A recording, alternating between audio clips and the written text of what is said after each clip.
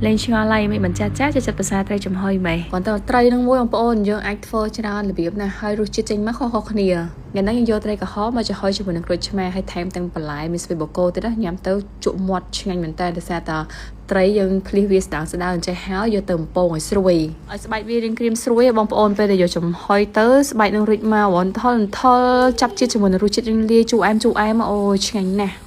chụp tàn bộ ở đây chặt nhám tray sữa chấm hơi đúng không cả tray bồn chè và tham mìnhได้ด้านxạ tray bồn chè thế nè ai xạ bàn ngành và ban cho hơi với canแต่ยูtiết chấp chiết ban canแต่ละอตรีบ tray លើស្បៃបកូនចេះហើយយើងស្រាវ tray បកមក tray បកទៅយើងធ្វើមកពីម្ទេសខ្មែរគឺឆ្មាខ្មែរឈ្ងុយណាស់បងប្អូនបន្ថែមទឹកប្រឡាក់សាច់តាពីលព្រាទៀតមកបានហើយបងប្អូននេះរសជាតិមកល្មមឆ្ងាញ់ស្បៃបកូនដែលយើងទ្របហ្នឹងក៏វាចាប់រសជាតិបានល្អមែនតែនអបជាមួយ tray ទៅឡើងឈ្ងុយដាក់ចំហុយរៀងយូរតិចមកបងប្អូនឲ្យវារីកស្បែកនៅឲ្យខ្លាំងនិយាយទៅកាន់តែរីកកាន់តែជាតិ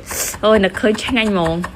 ចាស់ចូលចិត្តមែនបងប្អូនត្រីចំហុយឲ្យតែថាធ្វើឲ្យគាត់ប្រសាម្ដងណាគាត់ប្រសាទុកត្រីនឹងព្រឹកល្ងាចពេលតែត្រីរបស់យើងរីកស្បែកល្អហើយនេះយើងទៅរៀបបន្លែទៅលើនឹងទៅបើថាចង់ញ៉ាំបន្លែឆ្អិនណាយើងចំហុយថែមរយៈពេល5នាទីទៀតធ្វើបែបហ្នឹងត្រីរបស់យើងរសជាតិក្នុងហាងអាដូទេឆ្ងាញ់ខ្លាំងហ្មងរសជាតិរបស់វាជូរអែមឈ្ងុយក្រូចឆ្មាសំខាន់ជាងគេឆ្ងាញ់ត្រង់កន្លែងស្បែករបស់វាហ្នឹងហើយរិចមកឡើងថលពីគ្រឿងខុននៅផ្ទះបងប្អូនចង់ធ្វើម្ហូបអីញ៉ាំក៏បានដែរងាយស្រួលរសជាតិចេញមកឆ្ងាញ់មិនបាច់ថែមគ្រឿងម្ហូបដែលខ្ញុំស្អប់ជាងគេឆាកសោបនេះអីមិនមានលាយថ្លាមទៀតរត់តាចូលចិត្តបដ ாய் បើម៉ាក់ខ្ញុំវិញធ្វើឲ្យញ៉ាំសឹងរាល់ថ្ងៃមិនដឹងតែគេហូបបិចឆ្ងាញ់ទេដូចស្ងោរម្រះខ្ញុំស្ដៅហ្នឹងពីក្មេងអត់ចេះហូបសោះម្ហូបមួយចាននេះធ្វើឲ្យម៉ាក់ភាសាទេព្រោះគាត់ចូលចិត្តហ៎ពងច្រើនអញ្ចឹងកសោបរៀងស្វិតអីទេបងប្អូនដាក់ស្ងោរវាមុនសិនទៅកន្លះម៉ោង1ម៉ោងបងរសជាតិចូលបន្តិចឲ្យវារៀងផុយទៅខ្ញុំយកមកឆាអូនិយាយពីកសោបនឹងវិញម៉ាក់ខ្ញុំចូលចិត្តណាស់ដាក់ឆាជាមួយនឹងម្ទេសខ្ចីតែថ្ងៃនេះខ្ញុំចង់ឲ្យគាត់ប្លែកមាត់ដាក់ជាមួយនឹងគល់ក្រីហើយខ្ទឹមក្រហមវិញយើងឆ្នៃវាធ្វើឲ្យម្ហូបបែបថាតនសម័យណាព្រោះអាឆាម្ទេសខ្ចីហ្នឹងញ៉ាំតាំងពីទូចដល់ឥឡូវ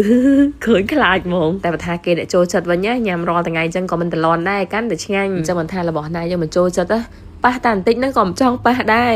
ខាន់វារួចរាល់ហើយដាក់ខ្ទឹមសម្លីងទឹកប្រឡាក់សាច់បន្តិចទៅជាមួយនឹងទឹកត្រីបុកបន្តិចដែរតែប្រភេទឆាបងប្អូនធ្វើឲ្យភ្ញៀវក៏ដោយគឺតែងតែដាក់ទឹកត្រីបុកចូលបន្តិចដើម្បីវាចាប់ជាតិឆ្ងាញ់យើងមានតែគ្រឿងរបស់យើងមួយមុខហ្នឹងឆាម្ហូបឆាអីផ្សេងបាច់ថែមគ្រឿងទេ